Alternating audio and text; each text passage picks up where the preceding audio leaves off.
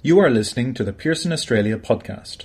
In this episode, host Alice Leather interviews educator Brett Lamb on teaching media and changing trends in how we consume film and music. Brett Lamb teaches at East Doncaster Secondary College and is a co-author of the Heinemann Media textbook published by Pearson.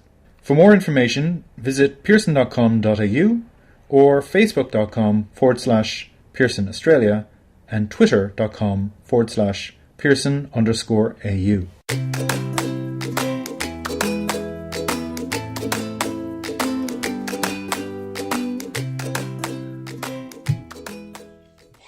right, so thank you so much for coming down here today, Brett. No worries. Before we get going, I guess, how did you end up here? What brought you to becoming a Pearson author, if that makes sense? Okay, I guess I had been teaching VCE media for kind of a long time, and I knew the authors who'd worked on the first edition of Heinemann Media, which is the VCE media textbook, and they asked me to come along and help with the second edition, and I was so excited, and I said, yes, please, and they had the poor judgment to keep me around for the third edition, so that's how I ended up doing stuff for Pearson, I guess, by participating in professional development and running professional development and meeting other teachers. And so that's how I got involved in the textbook. And have you sort of, from when you did the second edition to the third edition, I mean, obviously media changes every second. What have you noticed between the process maybe that went into the second edition to the third, or how you had to go about writing, if that makes sense?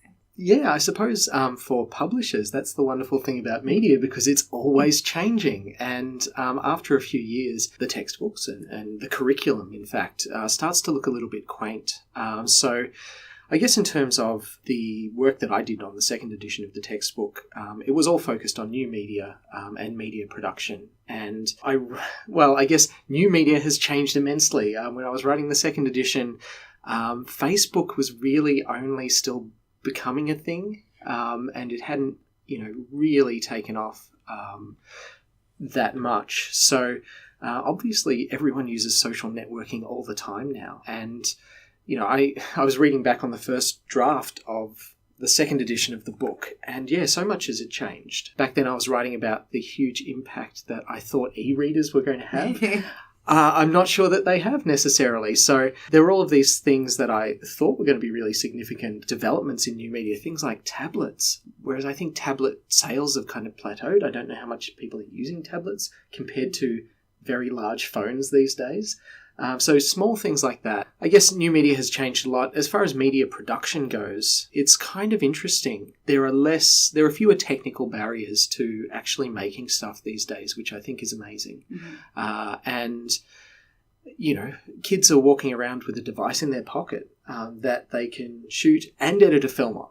Yeah. And they can distribute that film online, potentially to an audience of millions of people. So in terms of, I guess, storytelling and how you make films and how you make radio and magazines, not a lot has changed, but there are fewer technical barriers to actually making stuff and getting stuff out there. And as I tell kids, you are living in the most incredible and exciting time ever, because Alfred Hitchcock would completely lose it if he could see what you could do with a phone.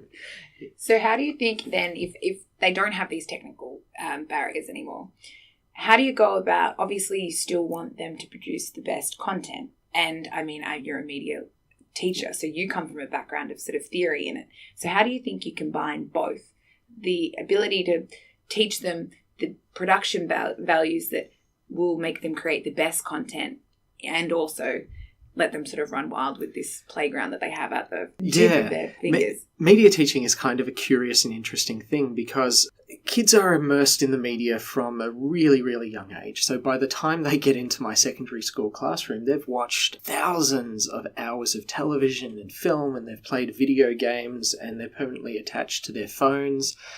So they actually come into our class with a fairly sophisticated understanding of the language of the media and how the media works and functions.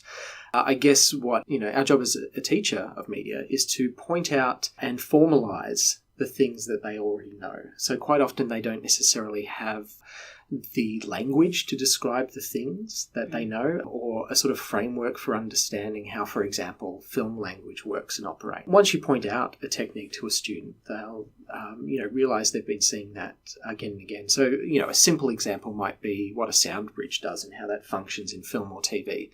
And once you give them the language and you tell them what it is and what it does, they realise that they've seen that so many times in film and TV. So our job is to really give them the language and the vocabulary and to formalise that understanding, that informal understanding that they have from watching so much content and spending their lives online. So I think that answers the first part of the question, maybe.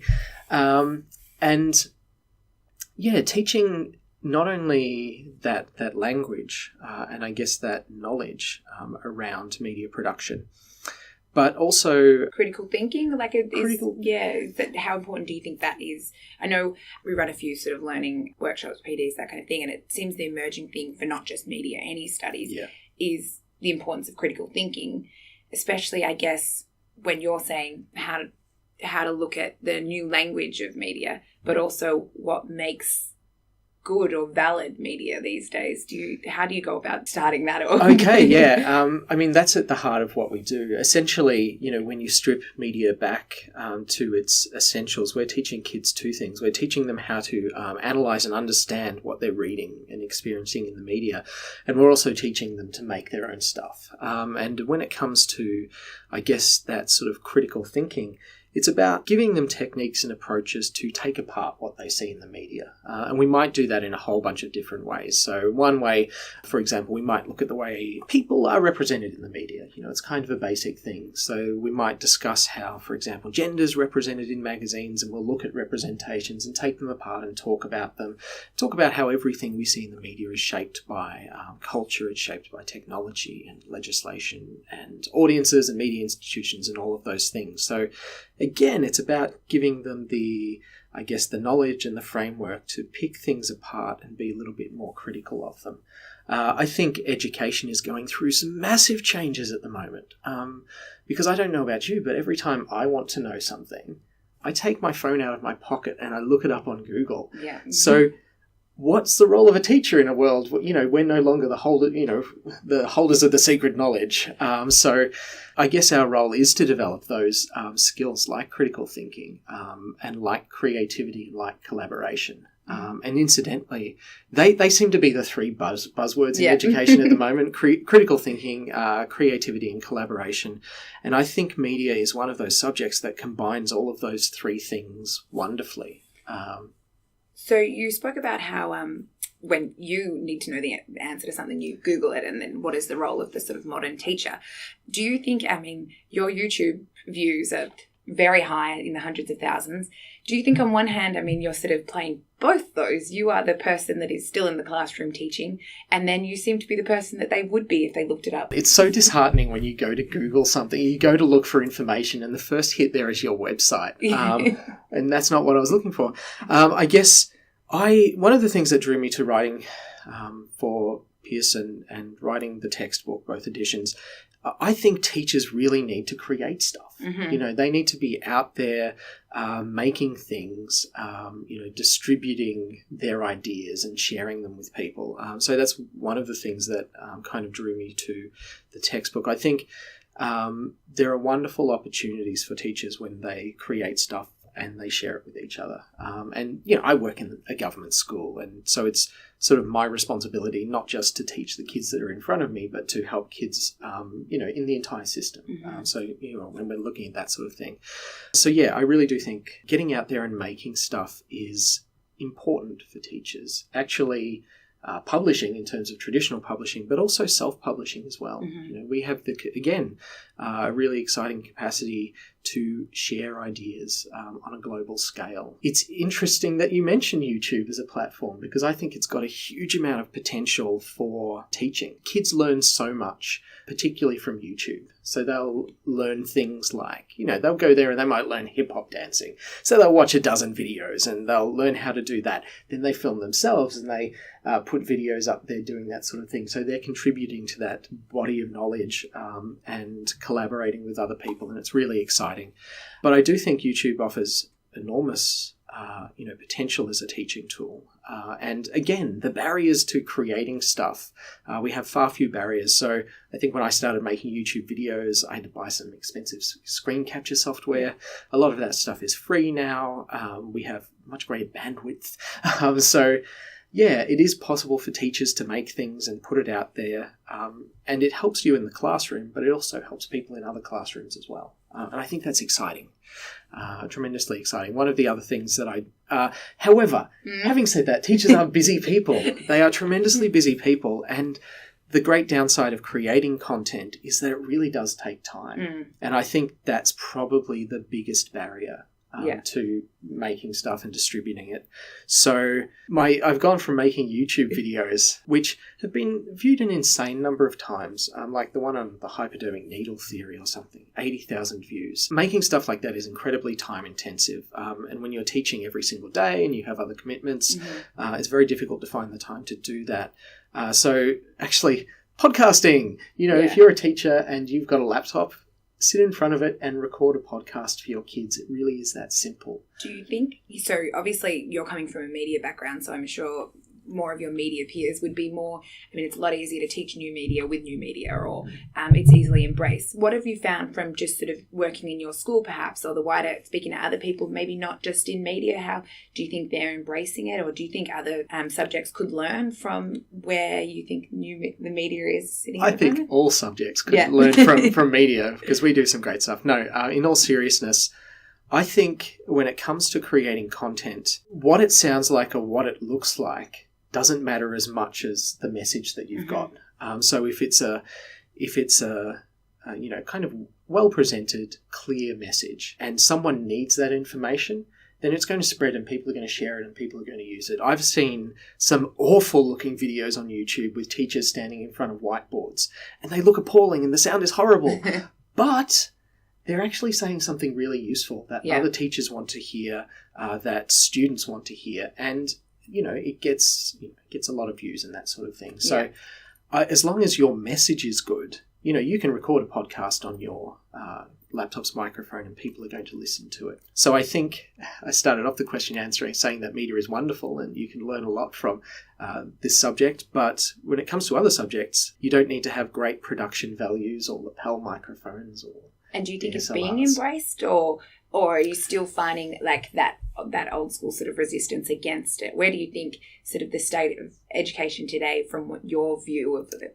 That's a tricky question. I think if you wind the clock back 15 years in education, I think technology was kind of evangelized a little bit as a solution to all of our woes, that if every student had a laptop and had some sort of device in the classroom, they would just learn stuff and it would be amazing. That's not exactly the case. And there's a little bit of research out there to suggest that technology by itself isn't going to make much of an impact on kids or learning. It's the way that you use that technology in the classroom that really matters.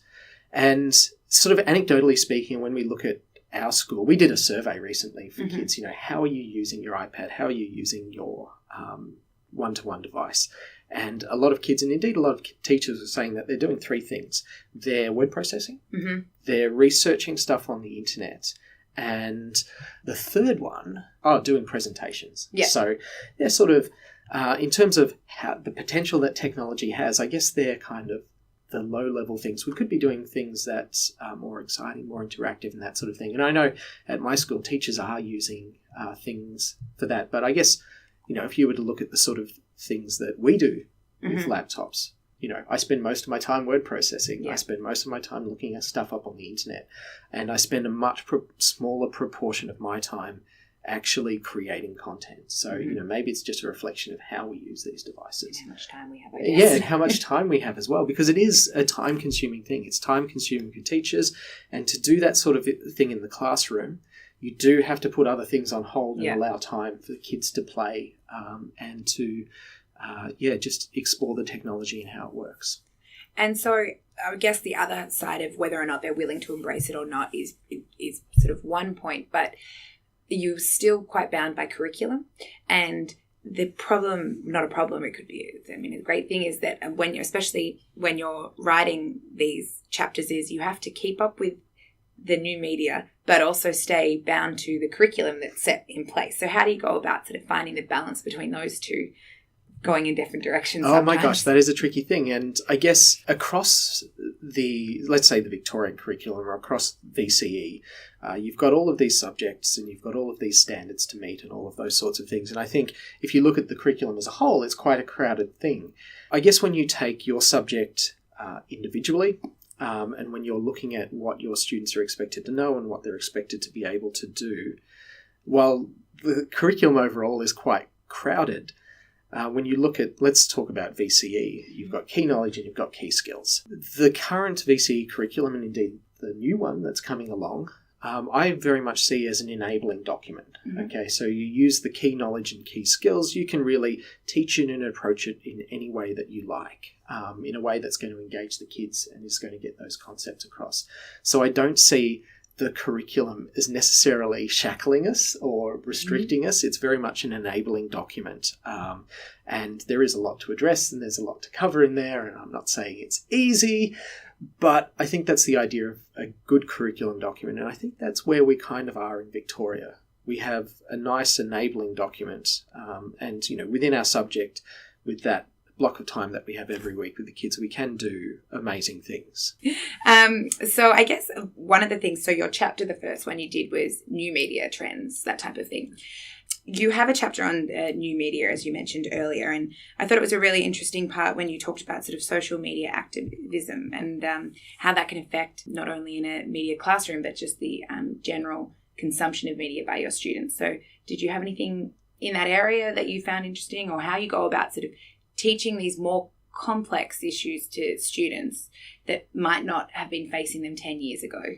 Yeah, I think it's exciting because we get these things that come along, and it's really exciting to talk about. I guess back in 2010, I want to say, when we were writing the first edition, this idea of social media activism was becoming a big thing, and Twitter and Arab Spring and all of those sorts of things was really demonstrating what an amazing tool for democratization social media can be. So it can help with activism and all of those sorts of things. And interestingly, a couple of years later, there was a thing called Coney 2012. I don't know if you remember that. The guy went crazy, didn't he? Yeah. So it was basically an online video which helped draw a lot of attention to this really horrible war criminal called Joseph Kony and attempts to bring him to justice. And it was interesting in that it, I think, in many ways demonstrated the concept of slacktivism. So that idea that, social media can achieve all of these amazing things and draw attention to issues and ideas and all of that sort of thing, but does really... hitting like on Facebook, does that change the world in any way? Does it do anything? And I think in a lot of cases, it probably doesn't.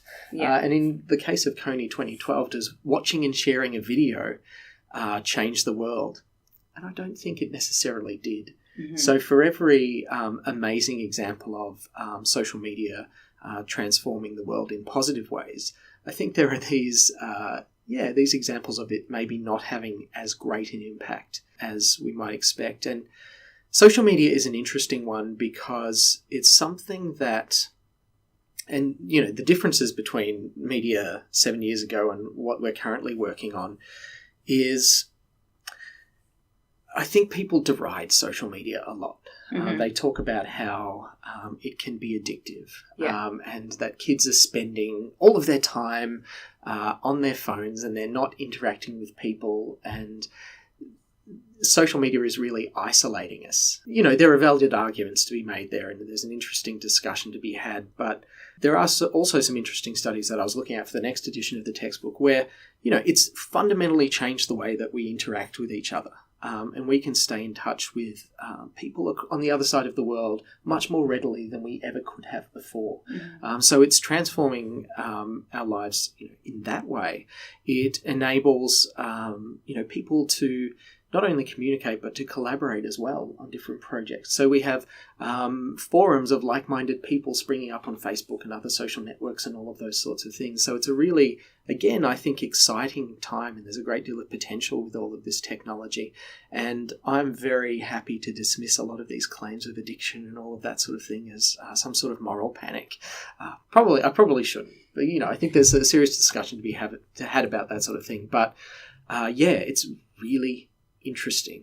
Do you see that in your students? So not only, you talk to these kids every day. Do you think you see them not only just using social media for this sort of addiction or this sort of social validation, but do you see them learning through it? Is that what you're gauging from? And some of our students are, do make videos on YouTube and all of those sorts of things, and they're very successful and they're very funny at what they do.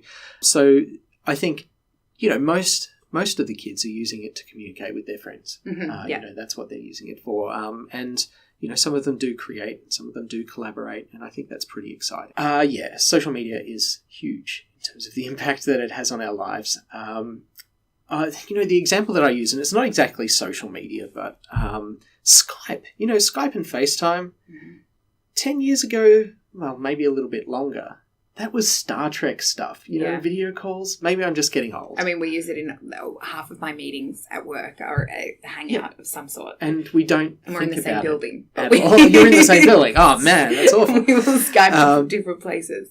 Yeah, so it really is changing things. And I find the whole discussion recently about fake news, with the US election and all of that sort of thing, really fascinating. And it's a good thing to bring into class because it's current and it's contemporary. And that's why our subject is wonderful, because we're forced to reinvent and to confront all of these sort of things in our classes. So I think that's pretty exciting. Do you think the kids, young adults, VCE level, not kids. I call them kids. Do you think that they are understanding what this fake news thing means, and what's your role as a teacher to try to get them to be able to distinguish between different types of media and the validity between them? Or do you think you have a role to play in that? Or absolutely. And kids, and particularly the senior kids that I'm talking about, they're very savvy in terms of the media, and they pick up on ideas like this really quickly. I think they're quite astute when it comes to identifying those sort of things. And again, in, media education classes, it's the role of the teacher to point that sort of thing out and say that, there are, every news source is going to present the facts, give us a particular spin on particular facts, and they need to be aware of that. Yeah. And on the same sense, I guess, one of the ease of being a media teacher is that you have these real-world examples that fit perfectly into a classroom. But then you also have to find time to research and give them to them. So I imagine your classroom might drastically change next Tuesday because of an event that's happened this week. So how do you keep up to date, but also sort of be able to plan some lessons? Yeah, okay. Well, the lessons for next week, they're planned. They're set in stone. They are not changing. But this is an interesting thing, and can I get really nerdy here? I use RSS feeds, so I subscribe to so many different websites, and I have an RSS reader. And whenever I see something interesting, I stick it on. I've got a website called Pinboard. Yeah. And I pay $11 a year for this. And so every time I see an article that I like, I pin it and I tag it. And next time I come back to teach new media, I've got, 12 months of great content that the kids can draw on when they're talking about new and recent trends in new media.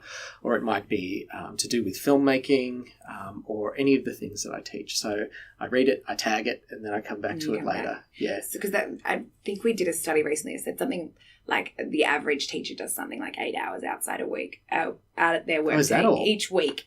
Like that's everyone. Okay, yeah. So if you think about an average is generally a lot lower. Yeah.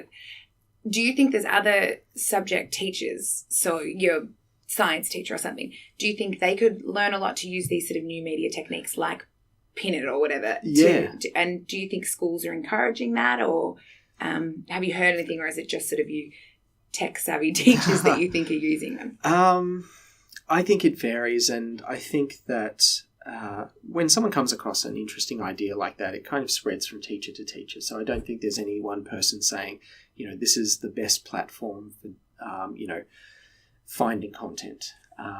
So yeah, it comes down to individual teachers. And I'm sure there are wonderful science and teachers out there, biology teachers who are finding great stuff and keeping track of it. That's, I guess, what I find challenging is the quantity of information that I get every day. Yeah. So my sort of process is when I'm having breakfast in the morning, I'm reading through my news feeds and just pinning stuff to Pinboard and tagging it with whatever I find interesting.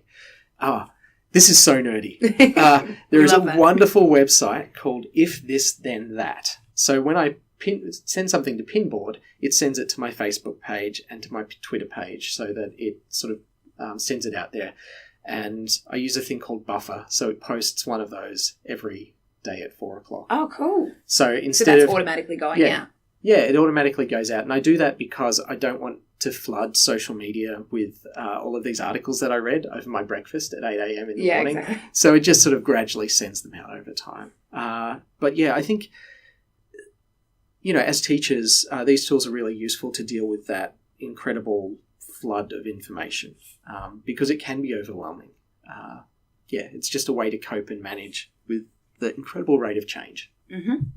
And I guess maybe just to sort of, what do you think would be the one thing that you're most looking forward to in the changing landscape of media when it comes to teaching, and maybe the one thing that you haven't quite worked out yet, or you're still a little bit, not sure where it's going to go, or that, yeah.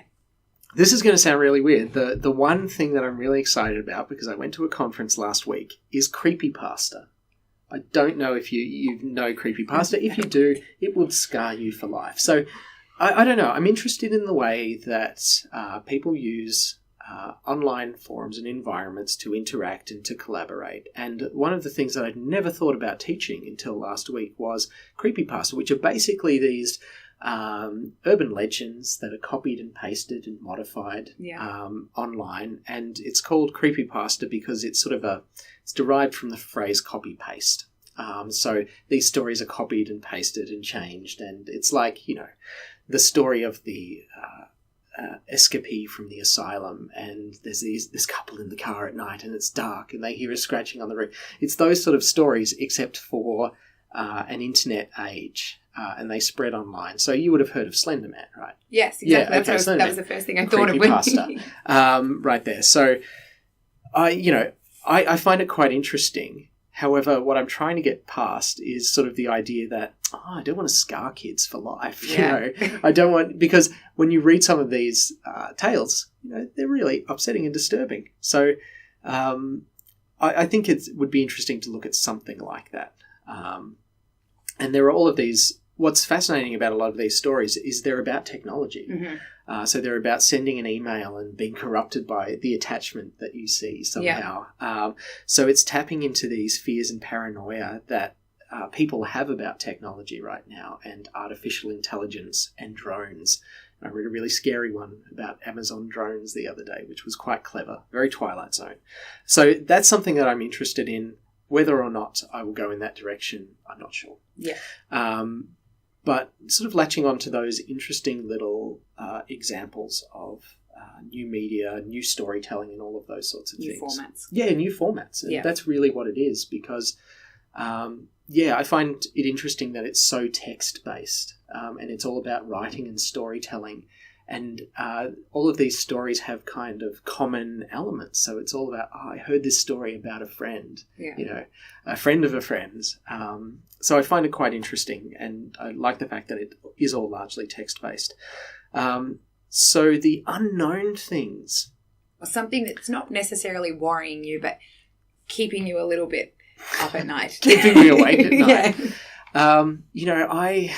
I guess, wow, that's a really challenging question. And I guess the most difficult thing for me is, and I don't say the most difficult thing, one of the most difficult things for a teacher is to really, I always want to build support for the media program at my school, and trying to attract as many kids as I can and make sure that they have a great time in media.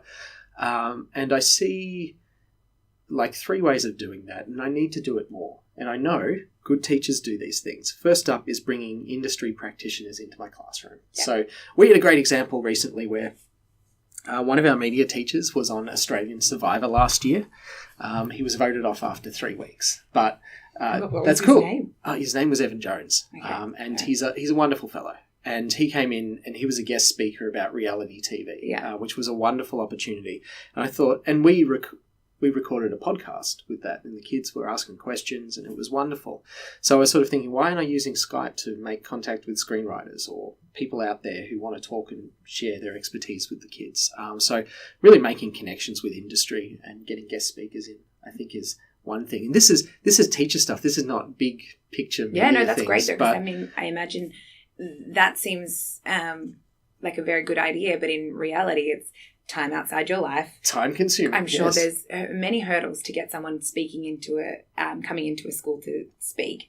So it's probably a lot easier via Skype than actually getting someone into a school to talk. The other thing is extracurricular stuff, because I think that's where you really have the time to engage kids, particularly in those big film production tasks.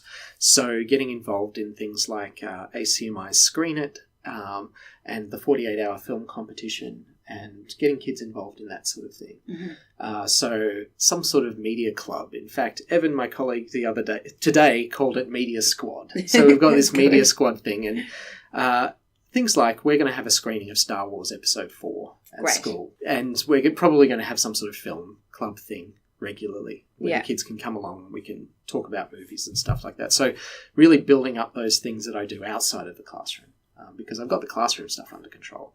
It's about making those connections, making it really vibrant and exciting for the kids. And that's time-consuming, it's difficult, but, it's necessary because you want, ultimately, them to have a good experience. So we mentioned earlier that you have you do a lot of YouTube work, but you also have your own website, sort of, or I don't know, what would you even label it, a repository? It's a website. Almost. Yeah, which is a website. It's called Lesson Bucket. So I was registering a domain. It's like, what am I going to call this? And it's a bucket where I put all of my lessons.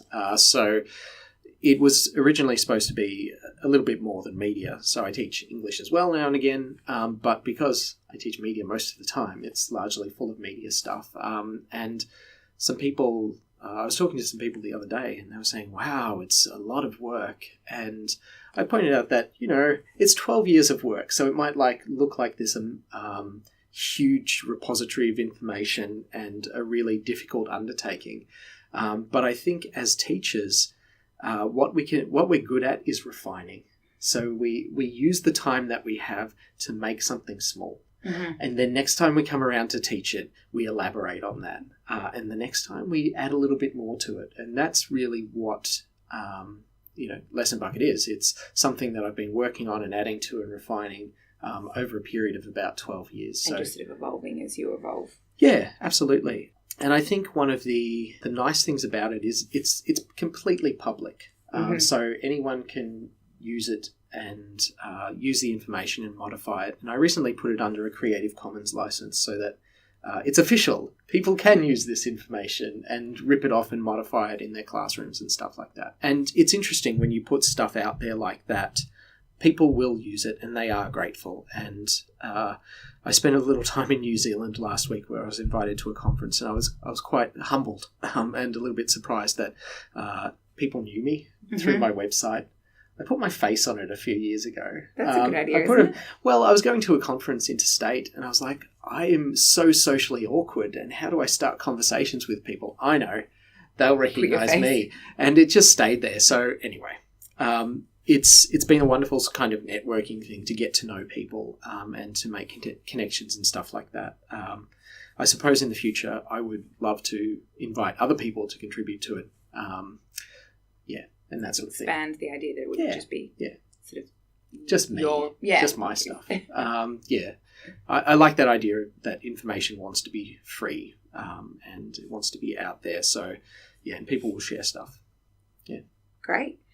So I guess I'll just leave it on what you think the rest of the year looks like for you in terms of, is it completely mapped out, or where are you going next? You know, teaching is one of those things where there are always challenges, and it's always a little bit crazy. So I'm a leading teacher now, so there are a whole lot of challenges with that, and I'm in charge of e-learning at my school, and there's a whole lot of things that I want to do and explore. So there are heaps of challenges there. There is the day-to-day classroom teaching, which will never cease. So, you know, there's so much to do, and teachers are incredibly busy people. But yeah, I'm looking forward to all of those sorts of challenges. Great. Thank you so much for coming down and speaking to us. Thank you. We look forward to seeing what comes next, although we cannot predict it. So thank you so much. Thank you. No worries. Bye.